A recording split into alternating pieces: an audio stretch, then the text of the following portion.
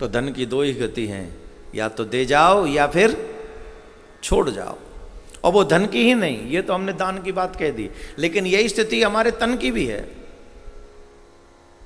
या तो इस तन से धर्म की सेवा करो, या फिर छोड़ना तो पड़ेगा ही। ये तन भी तो छोड़ना ही है, नहीं छोड़ना। आपको एक बात बताएं, मुर्दे को जब आत्मा शरीर से निकल जाती है, और बहुत महत्वपूर्ण बात बता रहे हैं, इसको नोट कर लो, मुर्दे को कभी भी अकेला नहीं छोड़ा जाता। नोट कर लो इसको, क्यों नहीं छोड़ा जाता, रीजन क्या है? जब कोई भी आत्मा इस शरीर को छोड़कर जाती है तो मुर्दे को एक क्षण के लिए भी कभी अकेला नहीं छोड़ा जाता, अपितु उसके आसपास कुछ न कुछ लोग रहते ही रहते हैं।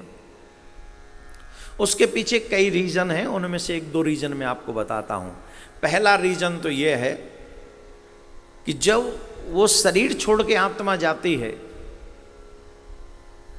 तो नेगेटिव आत्माएं भी आसपास में संसार में बहुत भटकती रहती हैं।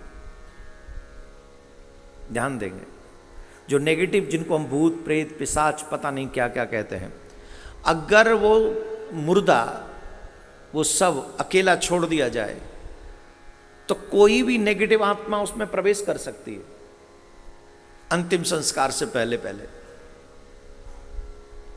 इसलिए कोई भी नेगेटिव आत्मा उसमें प्रवेश न करे, इसके लिए उसमें उस सबके पास, उस मुर्दे के पास कोई न कोई होना चाहिए।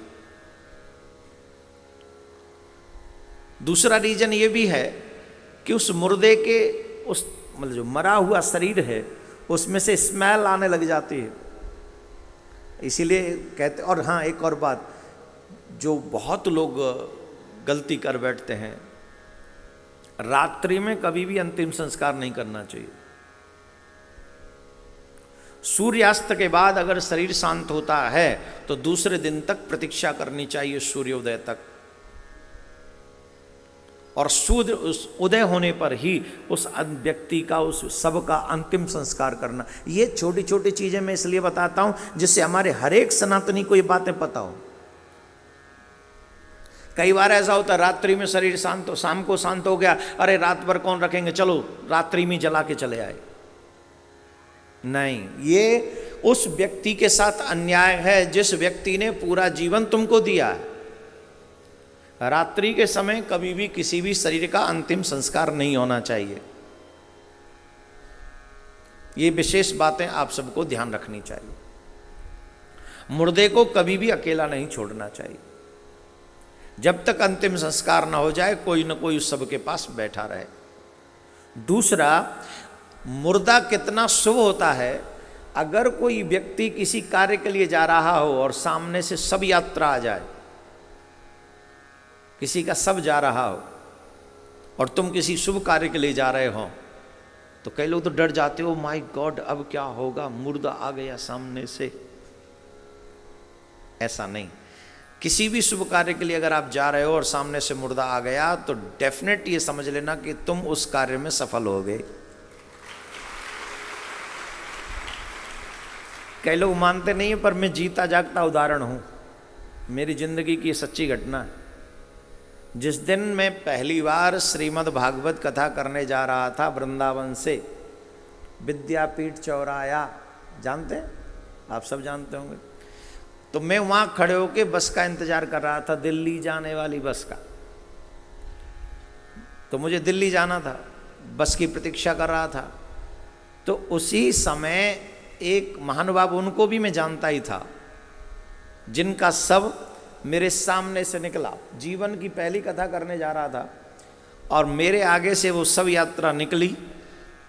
सुना था बुजुर्गों के मुख से, तो मन में ये विश्वास हुआ कि निश्चित जिस कार्य के लिए तुम जा रहे हो, ये मार्ग तुम्हारे जीवन के लिए श्रेष्ठतम मार्ग साबित होगा।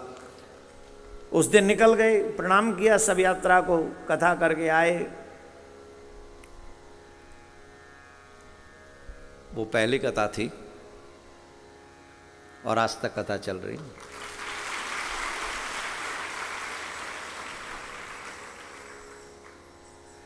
यही बहुत है। तो हम तो सिर्फ ये कह रहे थे कि सब यात्रा तुम्हारे सामने से अगर निकल जाए और तुम किसी शुभ कार्य के लिए जा रहे हो तो ये तुम्हारे लिए तुम्हारी सफलता का संकेत है।